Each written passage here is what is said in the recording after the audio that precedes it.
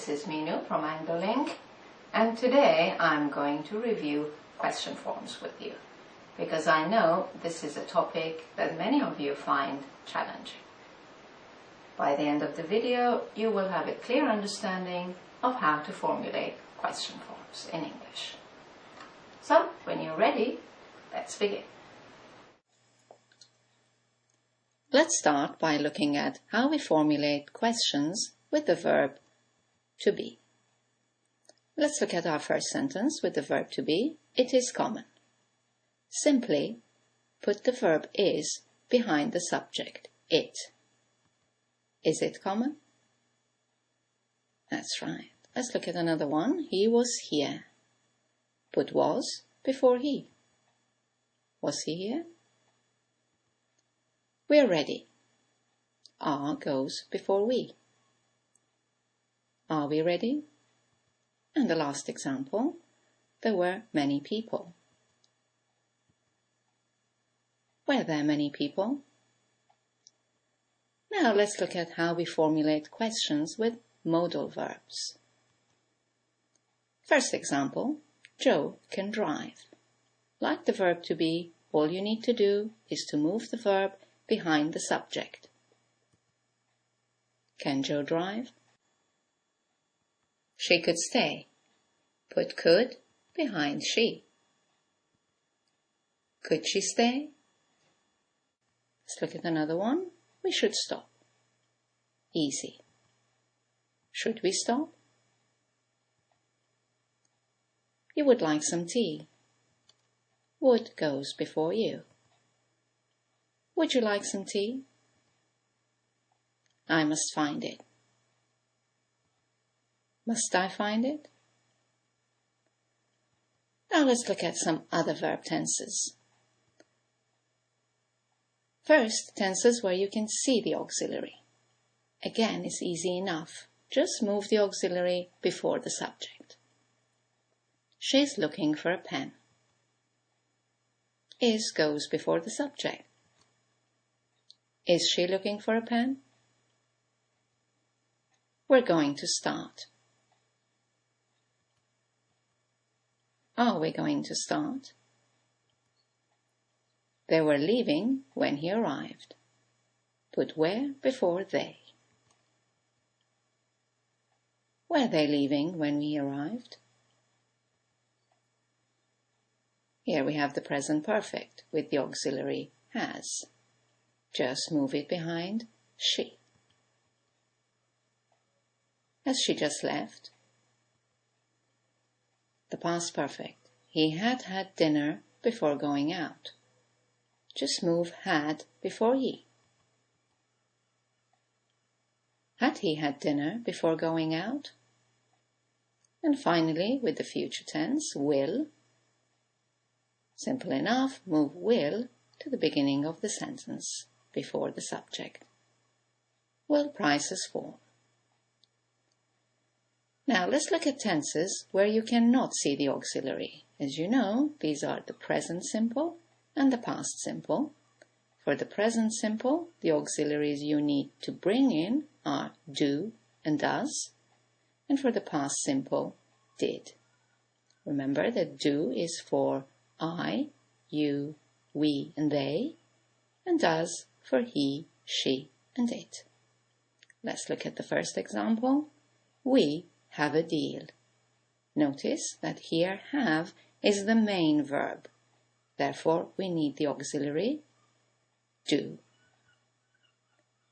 Do we have a deal? John lives in London, present simple. Here we have John, he, so you need the auxiliary does. Does John live in London? Notice that the S disappears from live because it's on does. And finally, in the past simple, they went to the museum. The auxiliary is did. Put it at the beginning of the sentence and change went back to go. Did they go to the museum?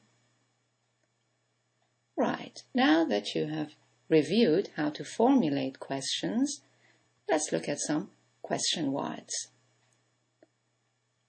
Who, what, where, when, how, why, how many, how much, how long, how often, how far. To formulate questions with question words, simply change your statement into question, add the question word, and then remove the answer. For example, this is for Susan. Let's ask a question with who. Change to question form first. Is this for Susan? Add who and remove Susan. Who is this for? He was watching a film. Let's ask a question with what. Change to question form. Was he watching a film? Add what and remove a film. What was he watching? They're in the garden. Let's ask a question with where. That's right. Are they in the garden? And then add where, removing in the garden. Where are they? Next question. Sam will be back on Friday. Change to question. Will Sam be back on Friday? And then add when, removing on Friday. When will Sam be back? They were walking fast. Let's change to question form and then add how. Were they walking fast? How were they walking? She left because it was late. Let's ask why. Correct. Change to question form. Did she leave because it was late? And now remove the answer. Why did she leave?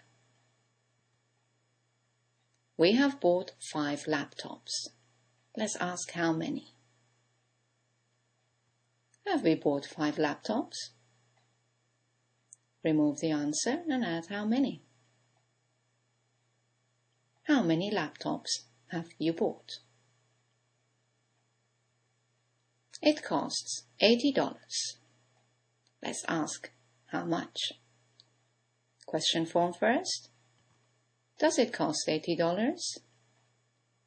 Add question word. How much does it cost? We can stay 1 hour. Let's ask with how long. Question form first. Can we stay an hour? Add question word. How long can we stay? They come here once a week. Change the question. Do they come here once a week? Add how often. How often do they come here? And your last example, she had walked 5 kilometers. Question form, had she walked 5 kilometers? And now add the question word. How far had she walked? Right, let's look at 2 special cases. That's when who and what ask questions about the subject of your statement. In this case, there is no need to change into question form. You simply replace the subject by who or what. For example, John knows the way. To ask a question about John, just replace John by who. Who knows the way? The wind damaged the building.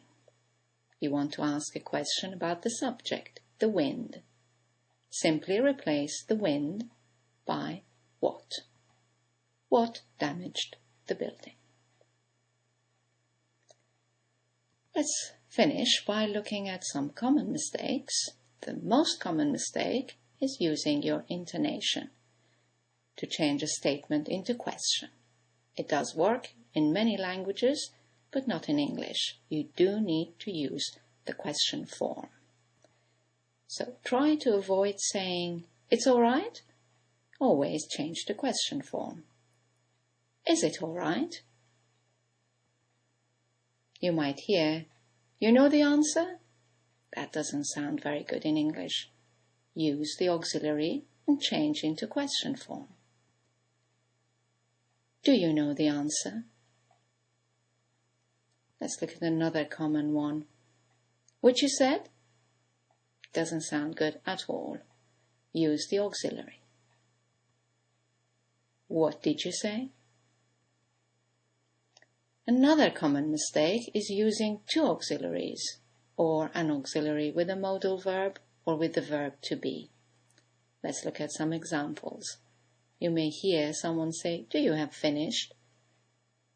This is the present perfect, a tense where we can see the auxiliary. It's have. Therefore, there is no need for another auxiliary. Simply use have to make the question. Have you finished? Or sometimes you may hear this mistake. Does he can swim?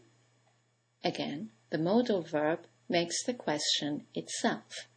No need to use another auxiliary. Simply, can he swim? And our final example, you might hear someone use an auxiliary with the verb to be. As you have seen, the verb to be makes the question itself.